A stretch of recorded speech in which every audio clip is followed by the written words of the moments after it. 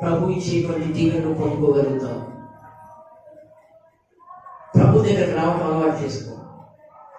నువ్వు ఏ స్థితిలో ఉన్నా, ఏ స్థానంలో ఉన్నా, ఏ అధికారంలో ఉన్నా, ఏ ఉద్యోగంలో ఉన్నా, ఎంత బలవంతుడైనా, ఎంత బలహీనుడైనా, నా ప్రభు నిన్ను పిలుస్తున్నాడు. నా ప్రభు దగ్గరికి రా. జక్కయ్య కుటుంబంలో జరిగినట్టుగా నీ కుటుంబంలో కూడా గొప్ప మేలు జరుగుతాయి. ఈయనకి పొట్టివాడని ఎప్పుడు కూడా నిరాశపడలేదు, కానీ ఆయన్ని చూడాలి అనేటువంటి సంకల్ప బలంతో ఖచ్చితంగా అక్కడ ఉన్నాడు. అంతమందిలో ఒకవేళ మనమైతే ఏం చేస్తామంటే, ఏడపోతాంలేండి, అక్కడ అంతమంది జనం ఉంటే మనం ఏడ చూడగలుగుతాం, అందుకని నేను వెనక తిరిగి వచ్చాను. ఒకవేళ నువ్వు అలాగున్నావా, నువ్వు పొందుకోవాల్సినటువంటి మేలు పొందుకోకుండా ఒకవేళ వెను తిరిగి వస్తున్నావా,